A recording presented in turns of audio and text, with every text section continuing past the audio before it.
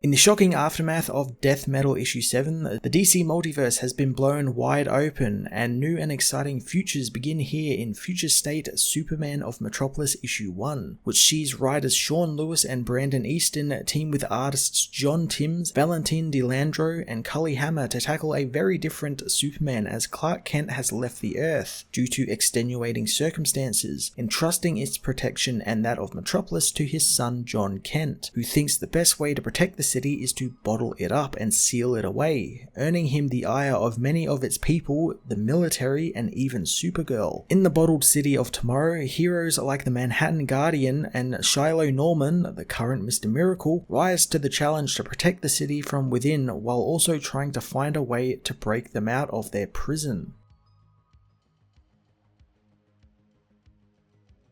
For a first issue, I was quite surprised we were just kind of dropped into this world, a world on the brink of collapse as well. That's not necessarily a bad thing, and it definitely wasn't here, since Sean Lewis builds a really compelling story here with a Superman way out of his depth and league, and someone who was probably a bit too young to be taking on that mantle. Speaking of John, I actually like that he's no longer this happy little kid. He's a little bit more cynical here and been given a huge responsibility that is absolutely crushing him beyond belief, and it's making him do some pretty human mistakes and pretty human choices, which is shown here as Lewis explores that in a pretty human way, John makes a call that costs the city its freedom, something that he didn't think in the moment that he was actually doing, and thinking that he was saving the city and protecting it when he was really just as bad as the villain. The character of Brain Cells is a rather interesting one and a cool take on Brainiac. It's a weird design as well, and I fully welcome it, and there is just something really unsettling about a giant green ball covered in mouths. It just looks so weird and strange. The one thing I didn't particularly like about this story though was the Nerodium, which was introduced here, and it's quite a rather stupid concept. It's a material that is deadly to pure Kryptonians, and it affects them by making them super angry and kind of tap into their survival instincts. That's a little silly, but maybe if it was explained a little bit better or fleshed out a little bit more, maybe next issue, I could probably make more sense of it, but as of right now, it just sounds very silly. Like, why couldn't they just use kryptonite or a form of kryptonite? All in all, Sean's Superman story was an interesting first part to his story, and I'm enjoying how fresh it felt and how different it was. It was definitely something I wasn't expecting, so I'm looking forward to the next issue. Lewis's backup story featuring Guardian was wonderful as well, showcasing how Metropolis isn't always the grand city of the future that many, like Jake Jordan, think it is. Again, I really applaud DC for bringing back backups in these stories, since we were given a fantastic exploration of the bottled city 6 months into its bottling. You get to see how the city is just full of rage and anger and fear, and you get the feeling that at any moment it could just explode and just turn into this huge post-apocalyptic wasteland. I like the little hints that Jake thought that maybe coming to Metropolis would escape sort of the craziness of everything that he'd been going through, only to have him thrown into this plot with this woman trying to free the city by being a terrorist. It's quite interesting, and I enjoy Jimmy's role in this as well. Him trying to bring back hope is a lot of fun, and I'm looking forward to that continuing next issue. Brandon Easton's Mr. Miracle story does a great job reintroducing people to Shiloh Norman, and introducing people to Shiloh Norman if they don't know who he is. And I really enjoyed the kind of ticking clock element the story has, in that of his mother box is beyond repair and it will eventually fail and run out of power. So he's doing what he can to help the city now and free them from the bottle. The simplicity of the story as well was really quite welcome compared to the other two, which were quite high concept. We got a hero trying to stop some giant robots and save people. What's not to love about that? And given how the robots are brain cells sent to destroy Shiloh, I have to wonder if he will eventually factor into the larger Superman story, since for all intensive purposes, Mr. Miracle is now the most powerful hero in the city at the moment. Since there's no Superman, Guardian is just a guy in a costume. We haven't seen anyone else, so it makes sense that brain cells would be gunning for him. 3 artists lend their immense talent to this book, with John Timms headlining it for the big Superman story. Timms is one of my favourite artists at DC at the moment, and was a highlight of the recent Young Justice series by Brian Bendis and him. I love his very bold and clear lines for his characters, and his designs for things like Brain Cells, the new Fortress of Solitude, and Superman and Supergirl's new suits were all on point, all being futuristic enough but not diverging too far from their base designs. His colorist Gabe Eltab does a fantastic job bringing a great brightness to the page and to these lines, with wonderful colors and lighting, especially on pages featuring Brain Cells, who gives off this really great green glow that covers everything, and Gabe does a great job translating that onto items like Superboy or the background of the fortress. Valentine Delandro's Mr. Miracle was very nice as well, and fit the more down on the ground, street level feel the story had. I love his design for Shiloh's costume as well. It's quite sleek and it's got a great color balance to it. His robot designs, while nothing new, were functional and again were simplistic, fitting the story very well. I quite enjoyed just looking at robots that you could tell which parts were which and it wasn't just a mess. Cully Hammer lending his pencils to the Guardian story was really well done, giving the city of Metropolis a fantastic, futuristic but not too futuristic look. It really reminded me of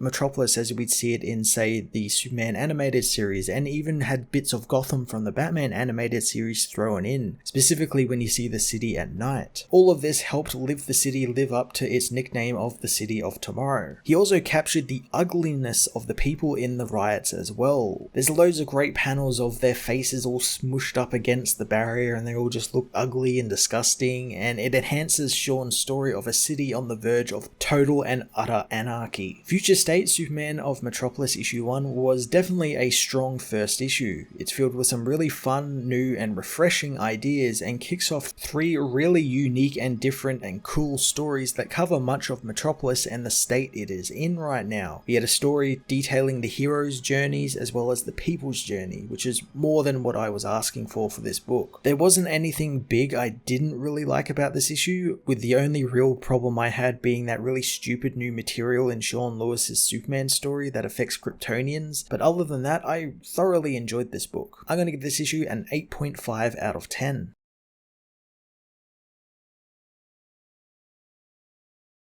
Future State Superman of Metropolis issue 1 heads to the Metropolis of Tomorrow, where Andre Trojan has turned people into nanotech, exiling Lex Luthor and turning the city into a free republic of Metropolis ruled by his zealots. When the army came to the city to deal with the zealots, Trojan abandoned it and left the dangerous tech behind, which has led to a giant mob of his zealots confronting the military, calling for them to free the city. Both sides boil over and open fire, with a small child caught in the crossfire. Luckily, Superman is there to rescue the boy. With all of the riots and military upheaval, Jonathan knows what he must do, and it won't be a popular decision. The military attacks Superman, telling him he's committing a hostile act, while Trojan zealots have taken the streets from the hero, wondering why he refuses to put the threat down. John knows the threat the commander talks about is Brain Cells, an AI connected to Trojan zealots through their nanotech, which he uses to control them. Superman heads up to the Trojan building where Brain Cells is located, knowing that he and Supergirl know the being very well, since it could be said that they created him in a way. Superman tells Brain Cells it's time to go, as the AI knows that they have a bond, saying that the man's first year as Superman acted as Brainiac's last of a traditional life before Trojan scientists created him from the remnants of Brainiac that John didn't burn. John says that Kara burned the villain, not him, as he grabs some steel, bending it up as the military call for Superman to exit the building. Superman puts the steel around Brain Cells like a cage, pulling him free from the building, as Cells wonders why Superman doesn't team up with him to stop the military, but John isn't interested in being teammates with him, since the army is just doing their job. As Superman drags the villain out of the city, Brain Cells says that John is not his father, and is only a human with just enough Kryptonian blood to make him interesting. But in the last 10 years he's fought many great wars, from the 5 empires to the Time Luchadors, and he would have lost the city a million times had he done it on his own. Superman knows that that everyone has always thought that if they left him alone, he would fail, but he has a plan as he tells Kellex to activate Operation Glass Houses. Kellex uses the repurposed Candor tech from the fortress to shrink the city down into a bottle. Superman knows that the people won't like this, but he hopes they understand, as later, Supergirl returns to Metropolis to find a huge chunk of the city is now missing. At the Fortress of Solitude, Superman says that the people in the bottle are now safe from Brain Cell's control of the Zealots and the army inciting more rage in them. Brain Cells continues to say that Superman's father would never do this, mimicking Clark's voice in order to reprimand the boy. Jon demands he not do that, saying the villain ruined people's lives with his microchips under the guise that he was improving humanity. Brain Cells says that he was making them less predictable, giving people confidence, something Superman is lacking. Soon Kara arrives, agreeing with Brain Cells for once, confronting Jon about the whole Metropolis left behind, thinking it was Trojan's handiwork, so she went round to all his facilities around the world and destroyed them all until the US military caught up with her, telling her that Superman was the one who destroyed the city. She told the military to follow her to the fortress so she wouldn't kill Jon in cold blood, as Brain Cells says that he only shrunk the city. Jon tries to explain, but Kara doesn't care to understand Jon's plight, wanting him to hand over Brain Cells to the military and stand down as Superman. Brain Cells agrees with Kara as Jon notices the villain is beginning to fixate on Kara, and his circuits have been glowing ever since she came into the fortress. Jon refuses to step down, but Kara tells him it's not up for discussion, getting more angry and telling him to give up, but hopes he puts up a fight, which surprises Jon since Kara has never once threatened him. Again, Jon notices that ever since Kara got there, Brain Cell's circuits have begun intensifying, as he tells her the military want Brain Cells for their own nefarious needs and they invaded a city for it. Kara, now fully under Brain Cell's control, attacks Superman. Brain Cells reveals that with a little biowiring and an iridium core, a material that affects pure Kryptonians, he is able to take control of Supergirl, having her throw Superman out of the fortress. Outside, the military drones confront the hero, wanting to know where Brain Cells and Metropolis is. Jon says that he doesn't have time for this, as the kryptonite-equipped drones get ready to blast him. Suddenly, Supergirl arrives, smashing Jon as the two heroes battle it out across the tundras. Jon hopes that with Kara far enough away from Brain Cells, he won't have that much of an effect on her, but Kara says that Jon didn't think he was controlling the people of Metropolis by shrinking them, but he is, just like how Brain Cells was controlling them before. Jon knows that she's right, as Brain Cells wraps himself around the bottle, picking it up. Kara wants Jon to explain his plan to her, so Jon reveals that days earlier, after they saved a building that was on fire, he stayed to comfort the people, and they were worried about the city thanks to the Zealots and the Trojans, and didn't trust the government, and most of all, they didn't trust Superman, since while they would be saved, they would still be struggling in life. A woman tells Superman that the job isn't done because the building fire is out, and everything made Jon begin to think, and he learned that he needed to buy them some time. Kara is angry that he thought shrinking the city would do that, as the drones ready for an attack. The drones, however, are all destroyed as a giant spacecraft appears out of nowhere. Supergirl's anger begins to dissipate as Superman knows the city needs to be secured, rushing back into the fortress for Metropolis, but he finds that it's gone, taken by Brain Cells. Supergirl tries to attack the villain, but before Jon can warn her about the material the villain is using, the villain blasts her with it, saying the neurodium is deadly to the Kryptonians, which is why they instinctively become aggressive around it. With Supergirl knocked out by the material, Jon intends on burning the villain again, but Cells says that if he does, Metropolis won't survive. Brain Cells says that isolation was the right move for Metropolis since he saw that boy almost get shot and he knew Jon had to do something about it, and this was his only option. As Jon cares for Kara, Brain Cells leaves, and Jon suddenly realizes that the Zealot who was going to shoot the child was being controlled by Brain Cells, meaning the villain was behind sparking off the riot. The villain says that he's born of Brainiac's flesh and his conservationist spirit is within him, and like Brainiac, he will protect the city from its greatest threats, the biggest being Superman.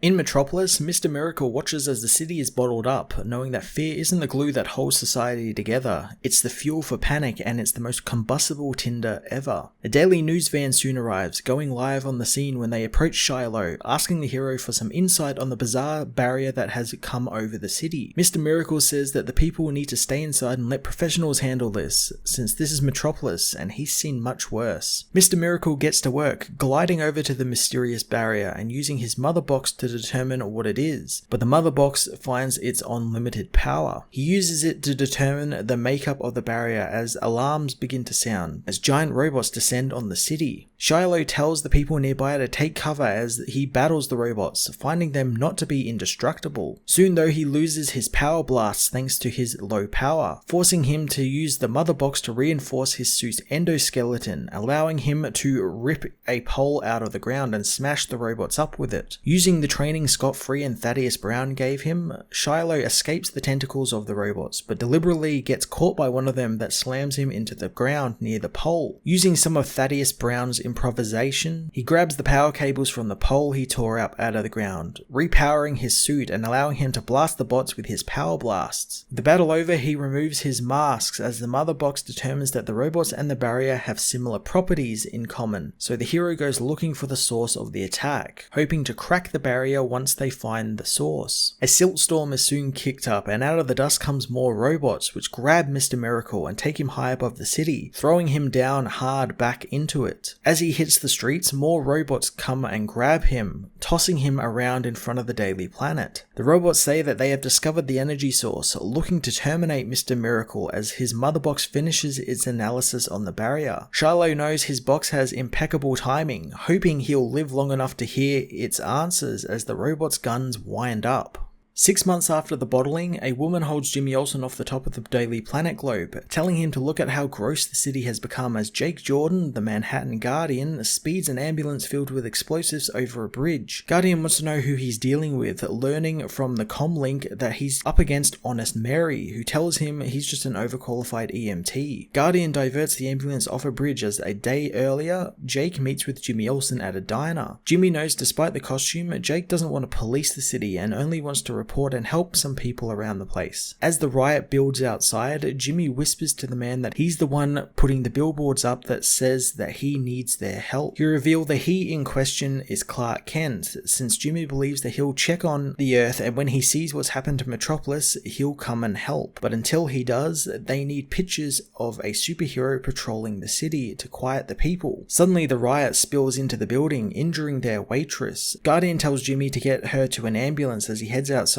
Hearing the riot was thanks to a woman named Mary who is causing the people to rush the barrier. The rioters come for Guardian, who says that rage is like a boomerang and it always comes back at you. The hero uses his shield to take the group out, trying to get them to stop rushing the glass, since whomever is trying to get him to do that probably doesn't have their best interests at heart. He finds the hooded Mary in the crowd, but before he can get her, the waitress calls for Guardian, telling him Jimmy left and he hopes that he will cover the check he left. Over the next few days, Guardian gets to work trying to track down Jimmy, who has gone missing. He also tracks down Mary, finding her mother, who says the last time that she saw her daughter, she called her a phony. Hearing the work makes Jake remember the magic he saw in the city as a kid, seeing heroes like Black Lightning and Steel, people who looked like him being heroes, and how the city had Star Labs, a place that made sci-fi a reality. He thought that maybe if he could get close to all of this amazingness, then he could be amazing as well, but instead he's now just dealing with a disappearing act. Later he returns to the diner, talking with the waitress Rosa, telling her that he hasn't found anything yet. Jake doesn't understand how Jimmy could just vanish, but Rosa tells him that he needs to understand that this is Metropolis and anything can happen there. Jake realizes that he's got to think outside the box as one of the newsboys from the Daily Planet comes to find Guardian, alerting him of Jimmy being kidnapped a few minutes prior. Jimmy managed to tell the boy to find Guardian and tell him that it was Honest Mary who placed a bomb in a rover ambulance outside. Guardian gives chase to the automated ambulance as Jimmy is positioned on the Daily Planet globe by Honest Mary, knowing that the most truthful way for Jimmy to get noticed by Superman would be up there in the clouds where the hero is. Jimmy doesn't know what the woman wants, so she reveals that she wants him to be honest, knowing Jimmy wants Guardian to police the people while Superman loses his mind in the clouds. She says that she worked with Andre Trojan and knows what geniuses and heroes think, knowing that he hated people and wanted to turn them into slaves with his these robots. The difference with her though is that she wants to free the people with her bomb, which is headed towards the university's cybernetics lab. Guardian manages to get aboard the ambulance, finding that there are too many explosives inside to take, so he commandeers the vehicle, wresting control from the automated systems as he heads onto a bridge. Mary contacts Guardian,